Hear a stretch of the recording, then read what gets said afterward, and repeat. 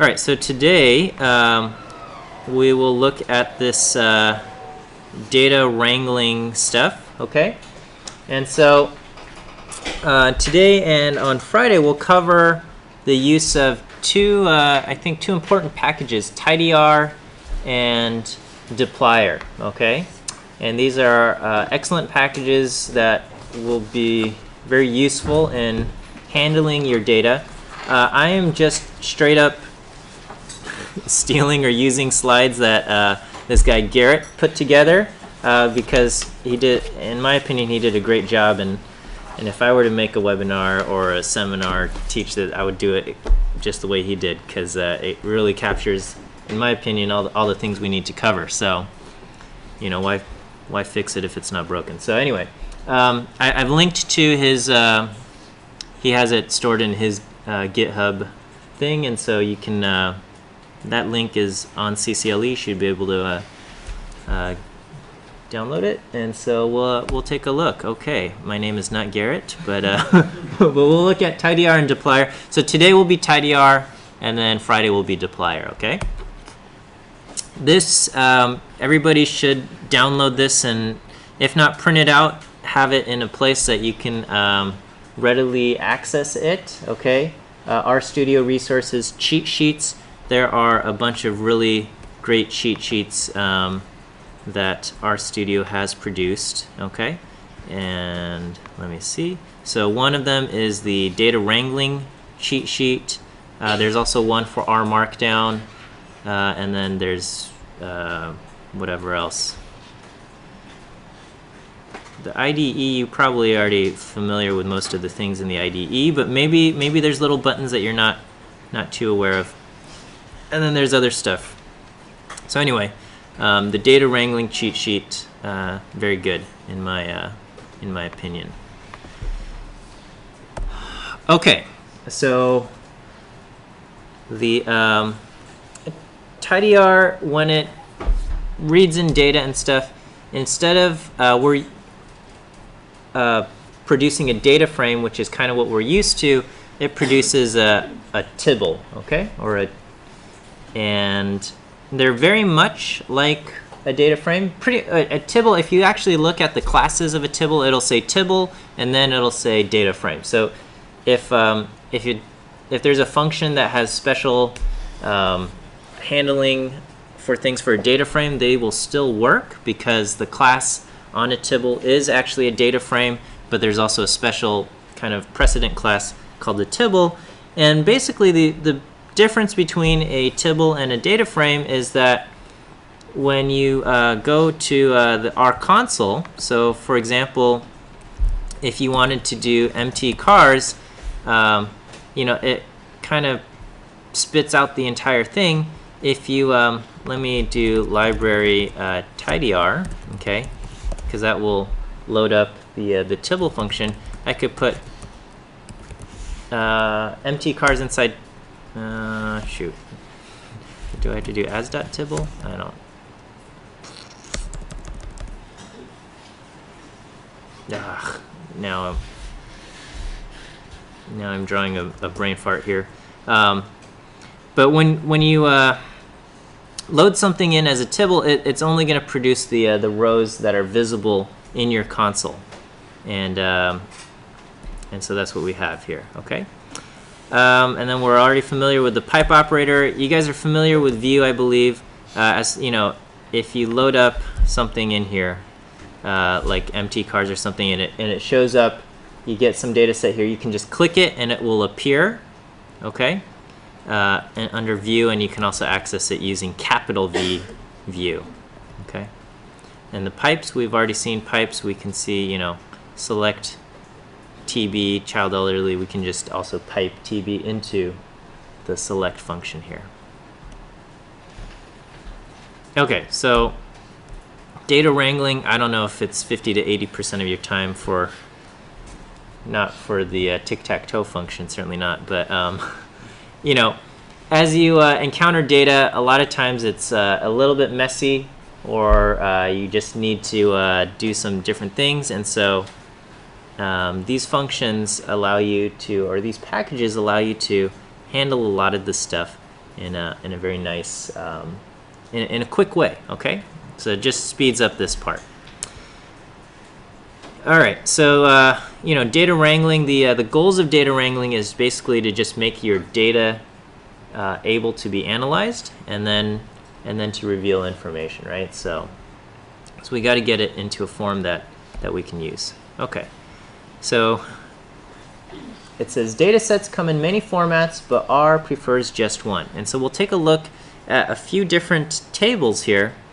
And we'll talk about, you know, the different ways that the data is displayed here. Okay, all right. And so the data tables that I'll be using are in this package or library called EDAWR. I think it's Exploratory Data Analysis with R is where it's coming from. So to get it, what you're gonna have to do these two commands: install.packages DevTools if you don't already have that in your thing, and then do DevTools and then : to say install _ GitHub, which is a function inside DevTools. Okay, install from GitHub, and the package you want is RStudio EDAWR. Okay, and the reason why we have to do this is because it's not in the primary CRAN repository. So normally, if you create a package and you can put it up onto the CRAN repository so you can get install it anywhere. This one is just inside RStudio's GitHub, and so this resides there. And so you have to do install _ GitHub. This, if you want to follow along, make sure you run these two commands and then do library EDAWR. Okay, and then once you guys have that, we'll move on, just so you guys can follow along with the things that we're doing. Yeah.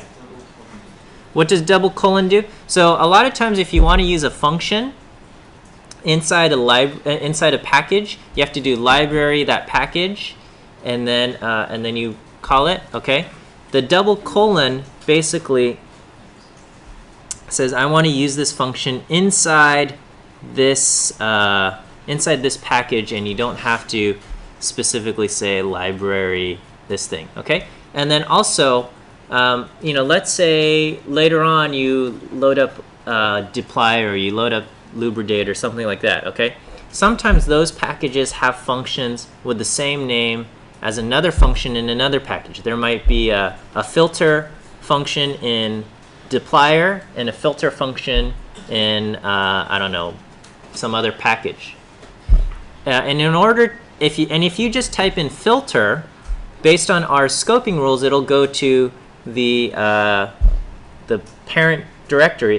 Parent environment, which is going to be the last library you loaded. Okay, and so if you want to be able to distinguish between the filter in this library and the filter in this library, one way you can do that is you say dplyr : filter, or base stats : filter, or something like that. Okay, so you can distinguish between functions that have the same name that exist in different libraries using the : Okay, do we all get this? Are we all good with getting EDAWR? Okay, so let's take a look. All right, so if I think I'm pretty sure I have in here. Okay, oh, it's already in there. All right, so so we can take a look at storms. Okay, and this is what storms look like, or you can type in view, capital view, storms. Okay, and it appears here. All right, and then we can also take a look at cases and pollution. All right, so we got cases and we have pollution, and this is what they look like. Okay. Okay, so these are what our tables look like if we format them nicely, if you load these up in R, right?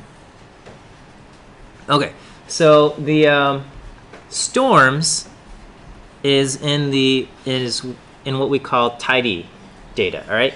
Each column represents a variable, okay? We got storm name, we have wind speed, we have pressure, we have date.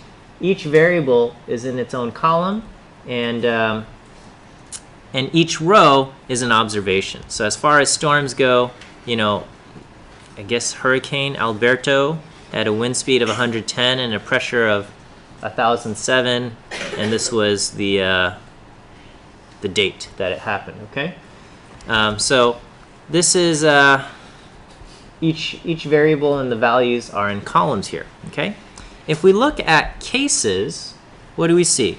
We see we've got two variables, country, and the other variable is the year. Okay, except here the year is in the columns. All right, and so, and then if we want to say, you know, how many cases of I think, is it tuberculosis? I don't remember. No, not TB. Let me look up what is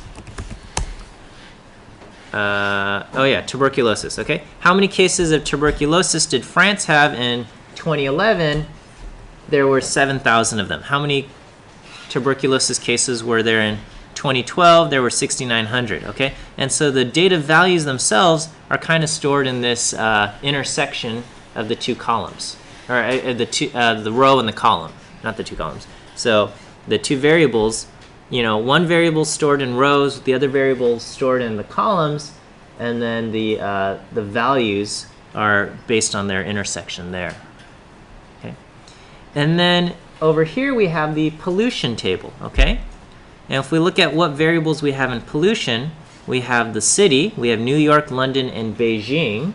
Okay, and then there are kind of two values. We've got the amount of large particles, you know, 121, 22, and 23, the large particle values, and then the amount of small particle values. Okay, and so, you know, what can we do with this, right?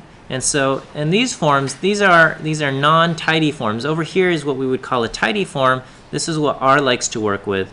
These ones are non-tidy forms, and so the tidy package allows us to kind of manipulate the data and information in these types or these formatted tables into this form that we like. Okay, so over here, you know, if we wanted to access the storm name, all we have to do is storms $storm, or the wind speed, we can just do $wind, or pressure, we can just use the $, and it's very convenient to get those things, right? If we wanted to get, you know, all of these things, we'd have to do some kind of, you know, gymnastics or acrobatics in order to get these things, right? Pollution amount, we only want the even ones or the odd ones to get the small or the large particles, and we can see this is not conducive for quick analysis this way.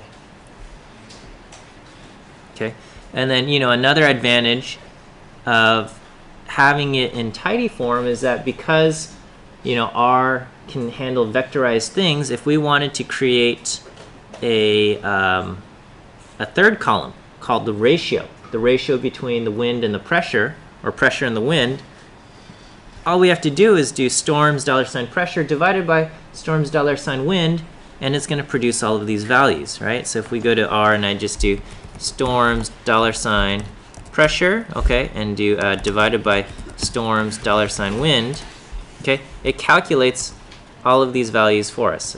And I guess my values are different from what's on the screen over here.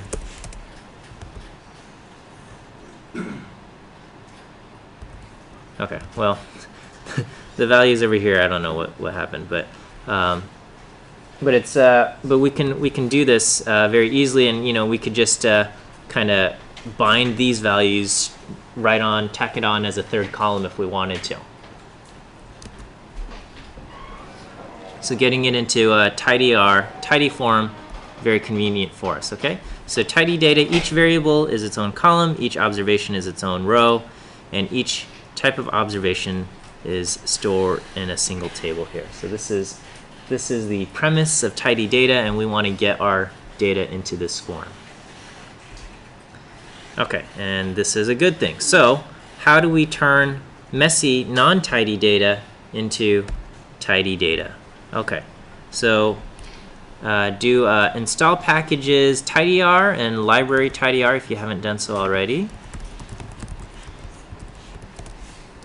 so load those up. And the two functions that we're going to use in tidyr will be gather and will be spread. Okay, and these are how we're going to transform tables that are kind of messy into tables that we can work with. Okay, so I just want to make sure everybody's got the packages loaded before I move on. I guess it only matters if you want to follow along. Okay, so are we good? Yeah? Okay, so we'll move on. Okay, so it says, imagine how this data would look if it were tidy with 3 columns, country, year, and number. And I'm supposed to give you 30 seconds to do this, and you would write this out on paper. But we'll, I guess I'll just sit here and I'll let you think about it in your head. But I'll show you the answer, okay? So we want country, year, and end. So how many total rows would this table end up having? It would have 9 rows, right? And we would have 3 rows for France, 3 rows for Germany, 3 rows for America, okay? And so what we would do is we would create 3 columns, country, year, and N, okay? And we would take this and we would just go through, I guess we're going to have 3 rows for 2011, and then we go through and, you know, we say, okay, France in 2012 had 6,900, Germany in 2012 had 6,000, the US in 2012 had 14,000, okay? In 2013 we had 7,000, and so on and so forth, 13,000, okay? And so our final table would have 9 rows indeed. We have 3 that say France, and then each year we'll have 3, okay? So this is now in tidy form, okay? And each variable is in a column, which is very good. Okay, and so in order to go from this style to this kind of data, in order to get, if the variables are stored in both the row and the column, what we can do is we can gather them, okay?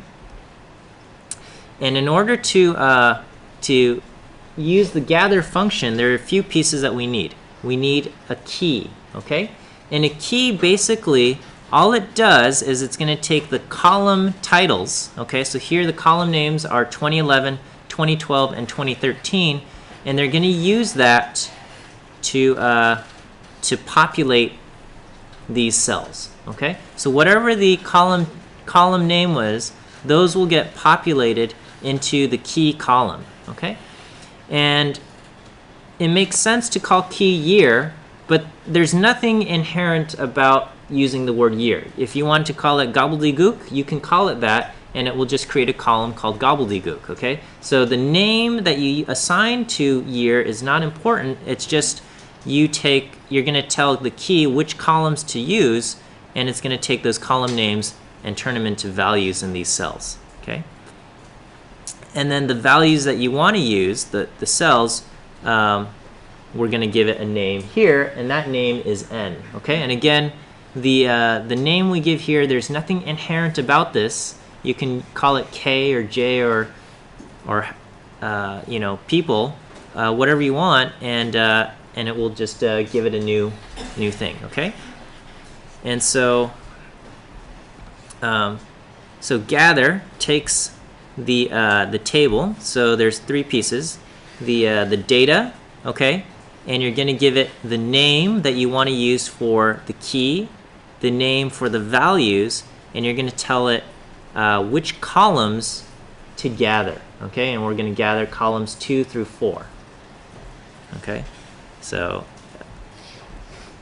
here it's just, again, the data frame that we're going to work with, and this is just the name. It's just a character string. There's nothing inherent about this. This is another character string. There's nothing inherent about this, and these are the columns that we're going to gather here, okay? So here, we're just going to run this gather cases, and we can put in year, N, and 2 through 4, okay? So we can do gather, and what we're going to gather is the case from the cases table. So maybe, let me just do view cases, okay, so we can see this.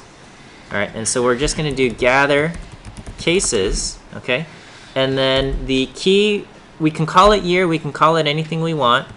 So I'll call it year, and if I want to call it n for the values, the value name of the values column, that's what we want. And we're going to gather columns 2 through 4, okay? And all it did is it's taken this name and it put it there, and this name and it put it there, and it gathered the columns 2, 3, and 4. Okay. Again, I can just say I can call this number of cases, and we can just change this year it happened, and there's nothing special about those names. They're just strings. Okay. So obviously, it's probably better to have short and sweet names, but if you want to have complicated ones, you can. Okay. And if you just tell it, you know, gather just columns 2 and 3, it'll do that. Okay. Here it only gathered column 2, 2011, and column 3, 2014. Okay. But you know, we've got 3 columns of data. It makes sense to use all of them. So that's gather. Is this okay? Does that make sense? What just happened? So it's just taking the column names and it's turning them into, it's just filling these things here. Okay. If if we did names cases, okay, we've got 2011, 2012, 2013. For example, I just want to show you what will happen if I renamed, let's say I renamed 2011 to the year 2011, okay? I don't know why anybody would store information this way, but let's say we did, okay? And so just to show you how this thing works. Oh shoot, that was not correct. Column 1 is country. I apologize. Sorry. So I want country, but I want the second will be the year 2011. Okay. Okay. So we've got, you know, country, the year 2011, 2012, 2013. All right. So this is now the way our cases table appears, and let me just run gather on this. Okay. So all it's doing is it's just using the column name as a value to fill in for the cells. Okay. So here it's just saying, because we told gather columns 2, 3, and 4, and when it does that, it's going to say, okay, I'm going to put these all together, but all it's using, because the gather it's not smart, it doesn't know inherently the meanings of these columns. It's just these column titles, and it says, oh, the column title I see here is the year 2011, so it's just going to use that as the values to put in these cells. Okay? Does that make sense? So there's nothing inherent about any of these things. It's just, all it's doing is it's saying, oh, this is the column name? Okay, I'm going to just stick that in the cell here. Okay? And so, you know, it makes more sense if the case, you know, if we're using 2011, 2012, and something like that, and it turns into this. Okay? But again, it's not like there's, sometimes because the example that we use is so simple and straightforward, we kind of miss a little bit of what's happening. What's happening, it's taking the column title, whatever it is. In this case, they're nice numbers, 2011, 2012, 2013, and it's just filling that in here. But if you had some crazy column title there, it would just fill in that crazy column title under what it calls the key. Okay? And so that's gather. So if you have information where it's displayed like in this this cases table, and you want to turn it into this form, then gather is the function that we would use there. Okay, are there any questions on this?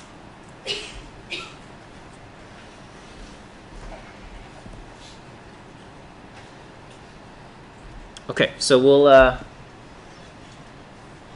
so that's gather. Okay, and then the other thing is the function spread here. Okay, so here it says imagine how the pollution data set would look like with these three variables: city, large, and small. Okay, so we want the city, and we want how many large particles there are and how many small particles there are. Okay, so if we're going to turn this into a table, how many rows will we end up having? How many rows? We would have 3 rows, right? 1 row for New York, okay? And then in the large column, we would have the value 23, and in the small column, we would have the value 14. And then we would have 1 row for London, and in the large column, we'd have 22 and 16 in the small column, and so on and so forth, okay? And so here, this is what it would look like. We would say New York, 23 under large, 14 under small. London, 22 under large, 16 under small. Beijing, 121 under large, 56 under small. And this is what our final data table would look like. 3 rows, 3 columns here. City, large, and small. Okay? And this is tidy. Okay? And so to go from this form to this form, this is called spread. Okay? Because effectively, we are taking the values in one column and we are spreading them into 2 columns. The other one was called gather because we're taking values across 3 columns and we're gathering them into 1 column. Over here, we're taking the values from 1 column and we're spreading them across multiple columns. Okay, and so the way spread works is we give it a key column. Okay, it's going to take this thing, and it's going to say, we've got large, we've got small, we've got large, we've got small. It's going to identify 2 unique values here, and it's going to say, okay, when I create it, I'm going to end up having 2 columns to spread it to. Okay, if it finds 3 unique values, it will create 3 columns to spread it out against. Okay, and the values that we want are in this thing. Okay, the value. Okay, and so over here we are not giving it string things. These are column names, okay? So the way we use spread is we say, okay, this is the data set I want you to work with. This is the column name. It's not a string because it actually matters what it is, okay? It's the column size, and then the values are stored in this column amount, okay? And it's going to take these things and it's going to spread it out, okay? So the column to use for the keys, which will form our new column names, and then the amount will be the values that it puts in there. Okay, so if we do spread, pollution, size, and amount, this is what it will look like. Okay, so let's just open up view pollution. Okay, so this is our current table for pollution. And what we want to do is we want to spread pollution, and the things that what we want to use for the column names will be size, and the values that we want in the column will be amount. Okay, and ta-da, it's done it for us. Okay, now it's very important that your the keys that we're using here are all spelled correctly. So I'm going to just modify one of these, and I'm going to give New York a capital L for large. Okay, so I'm going to just enter the pollution table. What I'm going to do is I'm going to do pollution $size. Okay, 1. Okay, it's currently large, and I'm going to just change it to capital large like this. Okay. So let's just do view pollution. Okay, so if we look at pollution, over here it now has a capital L for large. All right, and so if I run the spread command here, okay, using pollution size and amount, what's it going to do? It'll generate 3 columns. Okay, so here it's generated a column for the lowercase large, okay, because what it does is it goes through this column that I've given it, size, and basically it tries to find all the unique values. Okay, so it finds lowercase large and it says, ah, well, Beijing has a value for lowercase large, 121. London has a value for lowercase large, 22. Does New York have a value there? No, it does not. Okay, so it gives it a missing. Then it says, oh, I found this thing called big uppercase large, all right? And then it says, oh, well, Beijing doesn't have a thing, London doesn't have a thing, New York has a value of 23 here, okay? And then it finds the value small and it says, oh, all three cities have a small value, so it's put that in there, okay? So when you use spread, it's important that that your keys are appropriately specified here, okay?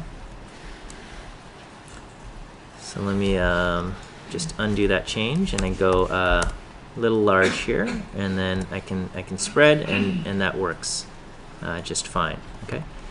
What would happen if I mix this up? And if I did amount and then I did size? Yeah, it would generate a whole bunch of columns here, right? And it would say, oh, you know, I found unique value 14, and Beijing and London, they don't have anything for 14. So you know, this is just a mess, right? This is like, you know, that's. But I want to make sure. Does everyone understand what's happening here? Yeah. Okay. So it's taking a look through each of these individual values, and it's producing its own column for that, and it's trying to find the matching thing to put in that appropriate cell. Okay. And so of course that's not the way it works. Okay. And then again, also, if your city name is just a little bit off, it's so let's change city. I'm going to change this one to NYC. Okay. And then so let me just do view, capital view, pollution. Okay. So here I've got NYC, and then I've got New York, right? And then so let me try running spread here using pollution size amount, okay? And then so it doesn't know that these two things are the same, or what we're referring to are the same. And so it'll say, okay, New York has something for small, NYC has something for large, but it doesn't have something here, okay? So it's especially important when you are doing spread. Okay, with spread, you have to make sure, because what it's going to use for the column names and the row names and all of that, it tries to, it only takes exact matches. Okay, and so if you got a little bit sloppy here, you're going to run into problems.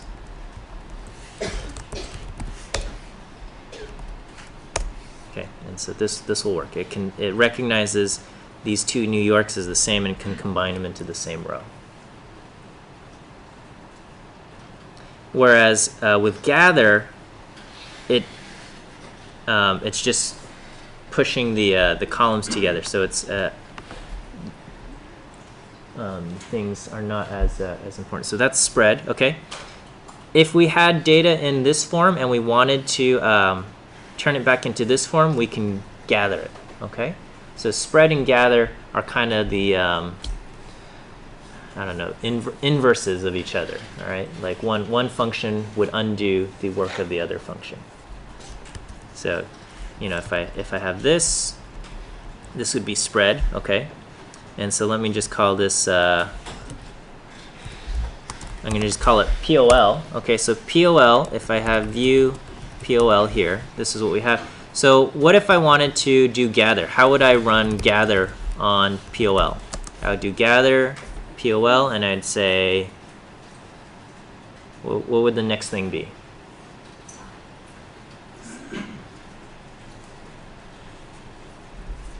So what we want to do essentially is right now our data is stored in two columns. We've got a large column and we have a small column, and we want to combine them into one column, right? What would we call that one column?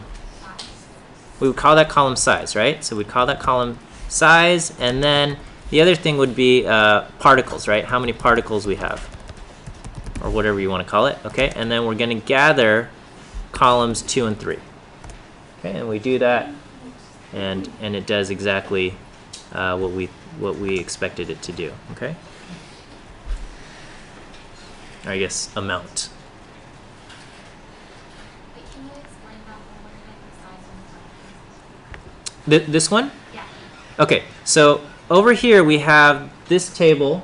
This is the POL table, okay, pollution table, but the one that we just made after spreading the original table. So we spread that first column.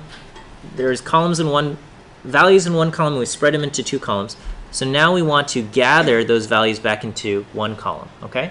And so in order to distinguish between these, we're going to have a key column that tells us exactly what thing we're talking about, and then we're going to have the value column, right? And so we're saying, okay, use this data, the data in POL, but you're going to gather them, and the key that distinguishes between large and small, we're taking the column names, whatever they are, and we're going to throw them into key. We're going to call that key size. But if you want to call it something else, that's also fine. And then the numbers will go into this column, and then that column we're going to call particles. Okay, the number that the values that we are gathering together go into this column, and we're going to call that particles. But if we want to call it amount or whatever, that's fine. And which columns are we gathering? We're gathering columns 2 and 3. And so this is gather. So we have spread, we have gather. They undo each other's work, okay? And so depending on how you have your data received, you might want to spread it, you might want to gather it, okay? Or maybe it's already in tidy form and you can work with it and it's great. Okay. There is unite and there's separate, okay? And this is kind of allows you to take things that are kind of maybe in string form and turn them into multiple columns here, okay? The two main functions in tidy are spread and gather, okay? But if you wanted to extract things, you can do unite and separate, all right? And so in the date column, we have year, month, and day, and we might want to separate those out, okay? And so we can separate a column by character. So basically, you're going to take a character string, okay, and we're going to split it out, okay? So so in this form, we're taking the storms column, we're looking at the date column, and in this case, we have a separator, which is a dash, okay? And so based on these separators, we're going to create year, month, and day. Okay, so it's saying find the dash. When you see the dash, break that out into separate columns, and we've got year, month, and day. Okay, so I mean I can demo that. It does exactly. So I've got storms, right? So this is what storms look like. So I can separate storms based on the date column, and the new columns. Okay. The names of the new columns is arbitrary. It makes sense to use names that make sense, but it's just strings. Okay, so I'm just going to use YMD, and then the separator will be the dash. Okay, and so now it has done this, and it's separated them based on the dash here. Okay.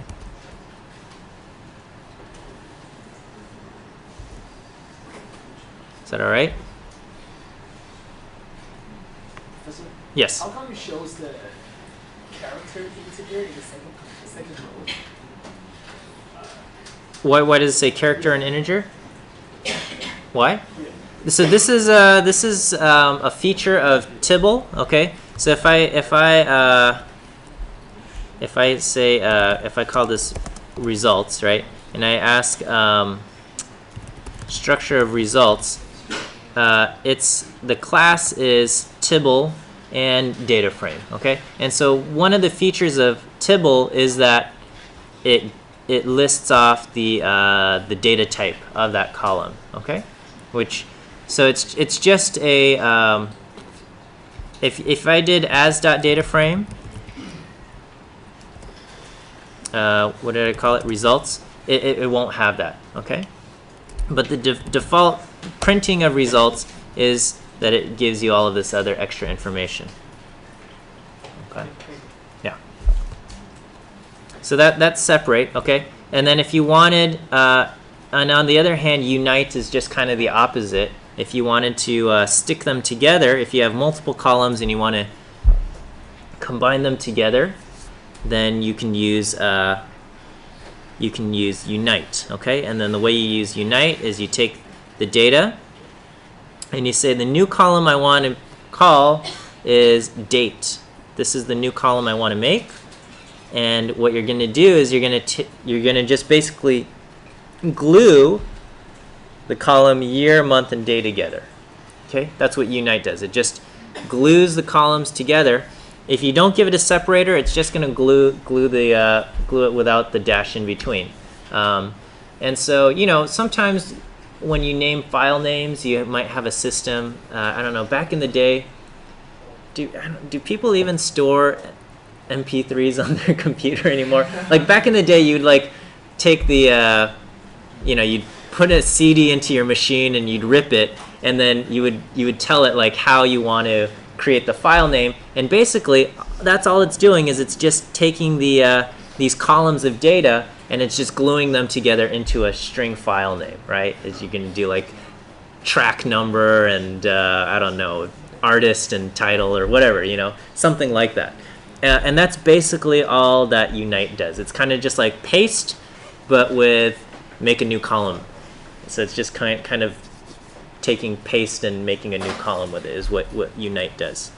Yes? Are there other examples besides space, like that you use? Yeah, I mean, it's not too frequent, but I mean, like, again, track title, if you wanted to, like your file name when you're ripping a CD onto your computer or something, which that will probably be a irrelevant example in 2 years or something, because I don't know. I have not bought a physical CD in many years, and I don't think any of you have. What? Yeah, computers don't even come with optical drives, and yeah, everybody just streams everything onto their phone, right? And then who knows, right? So okay, so that's tidyr. It's great. We'll look at dplyr on Friday, and that will be that. Okay.